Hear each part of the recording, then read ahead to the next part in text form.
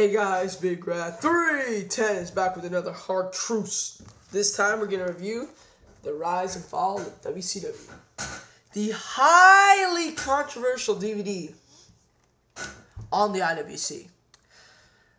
I disagree. That's what I do, right? I disagree. This is a very good DVD. I will go into this to why. Okay, the thing that everyone wants to talk about, the documentary. The documentary wasn't that good. But really, what did you expect? People saw the rise and fall of ECW, possibly the greatest documentary the WWE's ever done, in most people's opinions. It was like 3 hours and 10 minutes. They told the full story from start to finish. They didn't leave one detail out. Wonderfully told. People expected the same here. You knew they had a lot of ground to cover in here, so everyone thought the documentary would be like 4 to 5 hours. It was like an hour and 10 minutes, 30 minutes. I've read these books. The To Be the Man, the Ric Flair book, Eric Bischoff, Controversy Creates Cash, and of course, The Death of WCW. After reading all these 3 books, I can accurately say I've seen the history of WCW from the person who started it, the person who hated it and was used tormentally by it, and by an objective bystander. I can establish a qualifying point of view on what actually went down. On this DVD, I didn't expect much. WWE didn't want to burn bridges with Hogan, with Warrior for some strange reason. Someone else different they didn't want to burn bridges with. They mainly blamed WCW on Kevin Nash the most. Like, they gave Kevin Nash the most blame. They gave him more blame than Bischoff. They gave him more blame than Russo. They did blame those 3. They called them the 3 Stooges of WCW.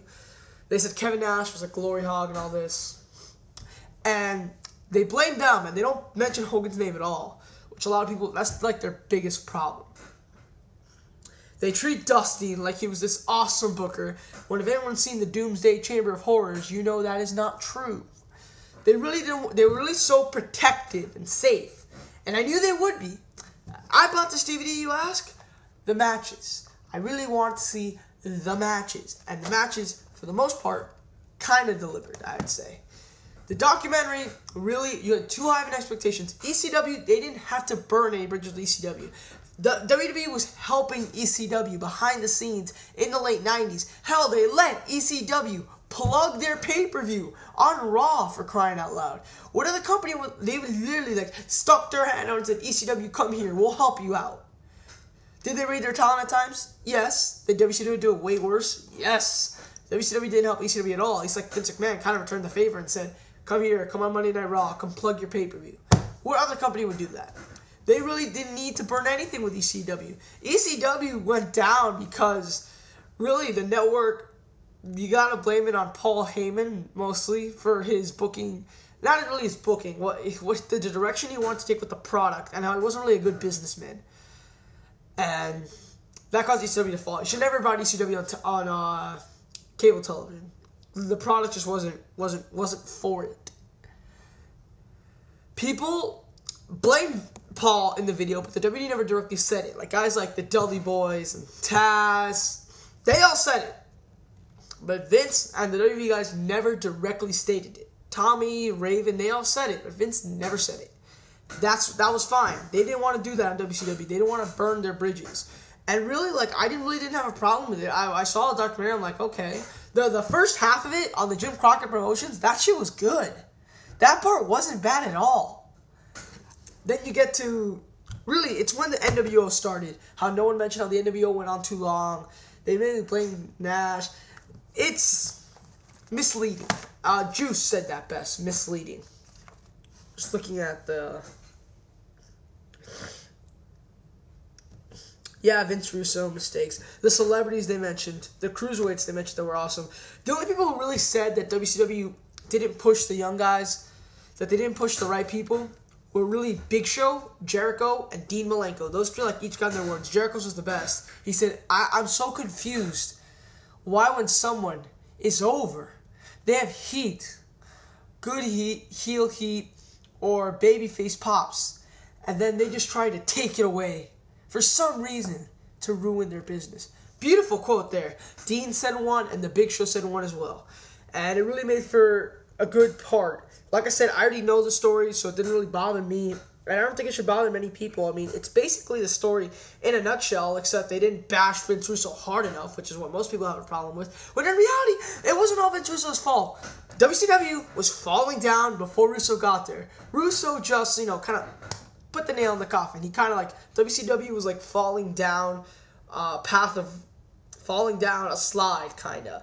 And then there was a stick that got up under the slide, through the slide, so you couldn't go past the stick. Vince Russo kind of just pulled the stick out and made sure that WCW fell to the ground. But it wasn't all him. It was going down before he even got there. The NWO bullshit, the Hogan bullshit, that stuff had been happening for a while. Okay, so the special features, the Lost in Cleveland segments, funny. The Bill Watts racial comments, entertaining. The origin of Goldberg, that was funny. And Bischoff gives away the raw results, good. Now let's get to the matches, because that's why I bought the DVD. Ric Flair versus Magnum TA. Magnum TA is one of the saddest stories of wrestling history. This guy has tremendous talent. This was an excellent match. 3 stars. It was only like 7 minutes, and it was 3 stars. That's how good of a match it was. Sting, Luger, Wyndham versus Flair, Anderson, and Blanchard. Very fun. 6-way tag here. 3.5 stars. A lot of great stuff. The crowd was hot. Dusty Rhodes, Barry Windham. Pretty good match, I felt. 3.5 stars. I like the ending with Ronnie Garvin, rugged Ronnie Garvin, costing Dusty the win. Maybe 3.25 stars. I guess it wasn't that good, but it was still kind of fun.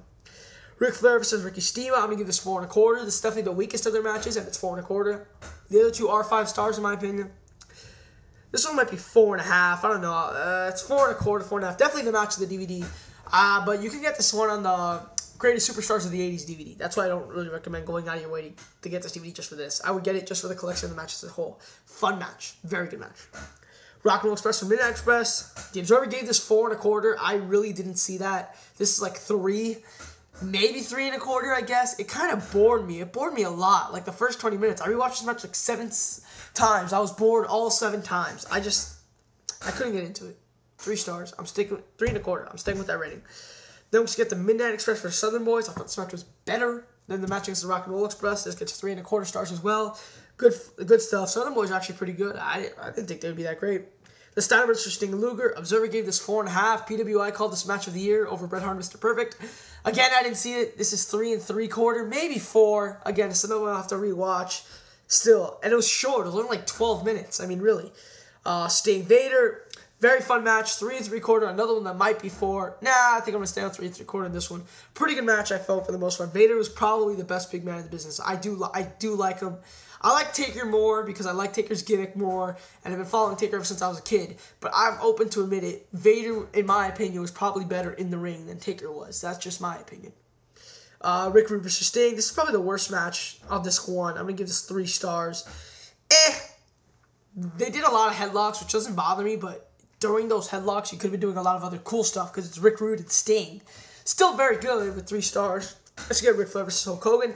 Kind of boring in the beginning, but Flair carried Hogan to a good match. And the last 10 minutes were really entertaining. So I'm going to give this 3.5 stars. Really enjoyed it.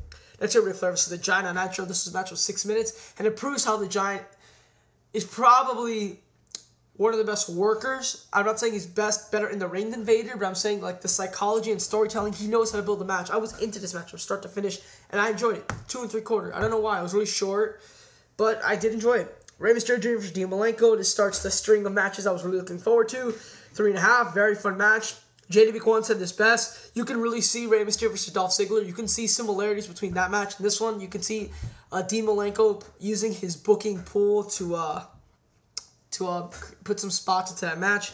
Next, you get War Games, the Team WCW versus Team NWO. This is probably the worst War Games ever. I'm going to give this 3.25 stars. It was really short. It was only 17 minutes. Most War Games are like 30 minutes.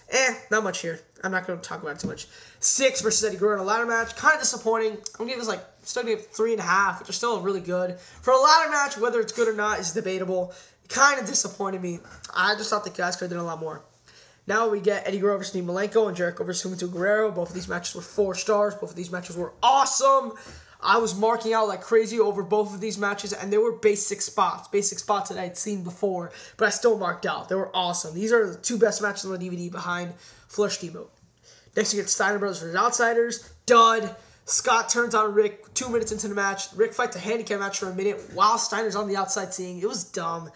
Dud. Next you get DDP and Carmelo versus Hogan and Rodman. Worst match of the night. Worse than the dud because the dud was just short and stupid booking-wise. This was a horrible match to watch. I had to sit through this for 25 minutes of nothing. Literally nothing. This gets 3/4 of a star, half a star. But it was just so painful to watch. The dud was a dud because of the booking. This was just painful to watch, man. Next you get Goldberg DDP. This is the match that got cut off of the Halloween Havoc pay-per-view, maybe for good reasons. I'm going to give this 2.5, 2 3/4. I really didn't enjoy it that much. I really don't think it's that good. I don't think the crowd missed much when they got cut off on this pay-per-view. Next we have Booker T Lance Storm. This shows that Lance Storm still had it even in the 90s. Very fun. Nitro match, probably the best possible Nitro match I ever see. Shane Douglas is a fat woman with a guitar afterwards. That was hilarious. I'm going to give this show an 8 flat. The documentary, really, what did you expect? And I thought the matches really delivered for the most part. There's 3 matches on here that are really good. I'm Bigrat310.